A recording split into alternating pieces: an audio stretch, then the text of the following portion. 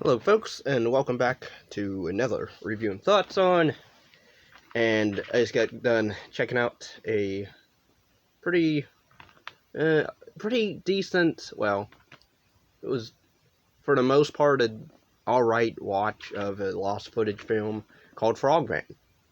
Uh, and it's a 2024 film. It's co-written, by John Corsko and Anthony Cousins. Anthony Cousins also directed the film, and it deals with pretty much three friends go out on a trip to try to find the legend of Frogman. And it's pretty much Blair Witch is all it is, except this of human frog they're after.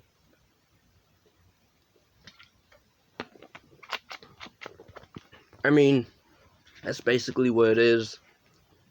It's if you at least in this you do see a good chunk of the Frogman towards the end or middle end, because this movie almost seemed like it was going on for a bit than it needed to go on for long. And what I mean by that is it's only 77 minutes long, but it felt almost longer because it seemed like it was setting up another a climax, typical climax ending, and it would just still go on. And I don't know, so the editing towards the end was kind of weird, where it goes all, what's the word? Kind of very distorted, disorienting a little bit. I don't know what the word I'm trying to find or use, but yeah, pretty much that's. Okay, this is better. But yeah, that's pretty much how it starts out as a family of four, two parents, two kids. The younger brother and sister, they're filming. Oh yeah, this takes place. The beginning anyway takes place in 1999. So you have that, VHS quality camera. So it was a throwback a bit. But yeah, the kid pretty much Dallas. His name is Dallas. He sees Frogman. His sister as well sees it. Then it cuts to many years later. I don't know what year it's supposed to be. But pretty much Dallas has grown up. He is all his life he's been obsessed with trying to prove Frogman exists. People make fun of him. So he has two friends. One of them, I guess he had a one-night stand with apparently at one point, and that's what led to his breakup with his previous girlfriend. But anyway, three of them go off to, I forget what town they're supposed to be traveling, but I think it's called Loveland, but pretty much the land of the Frogman. But that's what happens. They go there, and before they even get there, they're doing this montage of them stopping at gas stations and, trying on clothes montage. I'm like, you're not the Blair Witch. And granted, I'm not even the biggest fan of the Blair Witch, but at least you see something in this. And I didn't really mind the look much of the Frogman. I like rules or elements of the Frogman, which spoilers I'll get to. But yeah, you have the girl named Amy, who, again, Dallas had a one night stand with, and there's a subplot of, do they like each other, or don't they like each other? Then by the end, it's like, oh yeah, we do like each other in case stuff happens. But I will say, aside from, typical lost footage films, this one, at least, I will give credit because for its ending it's not a typical downbeat ending. Whereas a lot of these lost footage films seem to not understand you don't need to end like that. Because, spoilers, you find out the whole town, or at least some of the town, I guess, is in on the Frogman worshipping him, I guess, to impregnate young women, to have offspring of other frogmen. At one point, their friend Scotty, not from Evil Dead, but Scotty, but then again, he also come to think of it, that reminds me of Evil Dead, because there's a character in that named Scotty, and he dies getting infected or possessed. Whereas here as well, the Scotty character, he gets infected by the Frogman somehow, and turns into a human frog man, and skedaddles out of there. I would have liked if I don't know if it seemed like he was cautious of his transformation, but I would have liked if, I don't know, he tried to help them escape a little bit. I would have liked that. I mean, because this Dallas character, I couldn't get behind him a full amount, because his whole, I get he's trying to prove Frogman exists, but there's a limit to how much, throwing your logic out the window of, what, this town's warning us to leave because we're causing trouble or we're stepping on people's toes. They don't want us finding out stuff, so I think it's best if we leave. This guy, he decides, no, we're going to go to this old guy out of town named George, who his granddaughter, I guess, was kidnapped.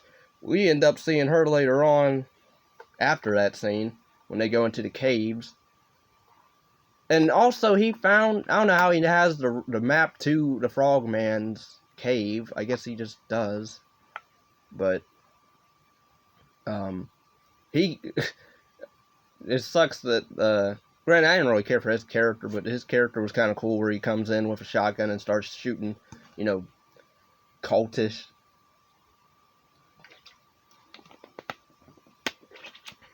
But then you don't see him die, but he's like, I gotta go back in there, my granddaughter might still be in there somewhere. Or I'm like, why didn't Dallas tell him that they saw his granddaughter and that she died giving birth to some weird looking toad human thing? Nope. He just lets him go back in there, which I'm like, you don't have a flashlight, you don't have a lighter. Why are you going back in a pitch dark black cave at night? But I digress. And then, of course, you have the typical text at the very end of, George and his granddaughter were never found.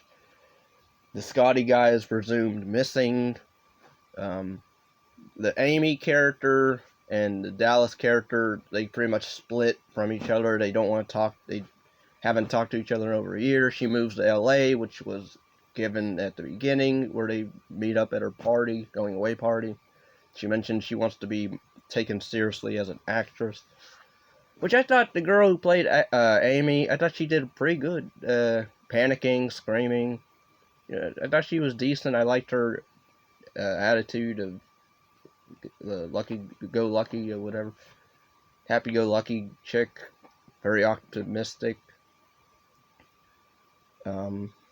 Whereas Dallas was very serious and, I want to prove he exists. You're making this a joke. And so, overall, and then the whole thing with the Frogman literally having a staff, and he casts a spell or whatever. I'm like, what? But then I'm like, okay, whatever. But there's parts I thought this would end where they have a encounter with the Frogman in the woods at night. And I love this. I love how they notice, I guess, that Amy, because she goes up, because they set up camp in the Frogman's domain in the woods, and they try to light the wood, I guess, too wet or whatever. So Amy decides, I'll go off into the darkness, pitch black. I don't know how she was able to even maneuver her way, to see wood. She didn't have no flat. I mean, maybe she was using her phone, but then they mentioned, oh, you've been gone for an hour. I'm like, because I swear the next scene is them talking, him, Dallas and Scotty, and then it cuts to, I believe Dallas wakes up Scotty, who was sleeping in a tent. I'm like, he's like, where's Amy? So then I'm like, wait a minute, this whole time you didn't notice that she didn't come back for like an hour? This whole time, like, you decided to go to sleep? And okay, but then they find her being hypnotized, and then they have encounters with the Frogman throughout the woods, and then this weird thing happens with Scotty where the Frogman chases him, and then a weird, I guess you can say it was the staff that he hit him with that infected him to become a human Frogman, which the prosthetics is not, when Scotty gets, slightly turned into a Frogman, infectee, I would say, zombie type. It was decent looking for what you can tell, because the quality of the camera is very 90s, so it's very,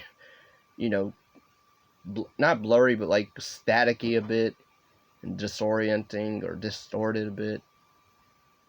Trippy is what I want to describe the ending to this, which was weird.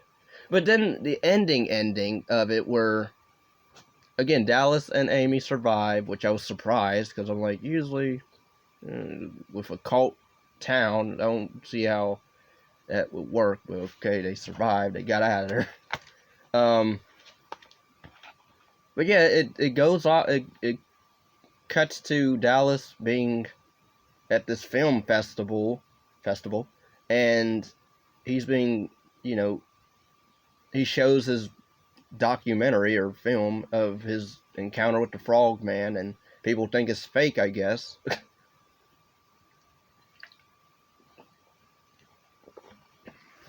And then it just slowly pans into his face dramatically, and then it cuts to black and credits. I'm like, I mean, okay. So I wasn't really bored with it, is what I'll say. I mean, at first I was annoyed at the character decisions by Dallas, ignoring the warning signs. But again, that ending, because then it cuts to an actual film. I'm like, I wouldn't have minded if this was more of an actual film than a lost footage film.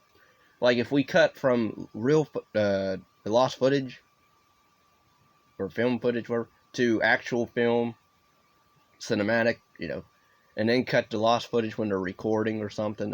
I wouldn't have minded that, because then, but yeah, overall, I wouldn't say I hated the film. I wouldn't say it was upsetting. It was just there. There's better lost footage films for sure. Unfriended. Although people argue that's not really lost footage film, that's in real time or whatever. Paranormal Activity films are somewhat better. So there's other, lost footage films that are better than this one, but I would say if it's not bad acting, really. There's no bad acting. It's edited a bit weird towards the end. Very disorienting a bit. Maybe that's the point. Bit trippy. Because I guess this is supposed to be, the Frogman can also go in your head. He can, through telepathy or whatever. He's an X-Man, pretty much.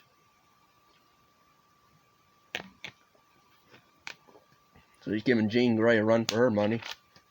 But yeah, overall, it's fine. It's totally, I would say if you like lost footage films, give it a watch. Don't go in it having high expectations, especially at the very first 20 minutes. Or 25 minutes even.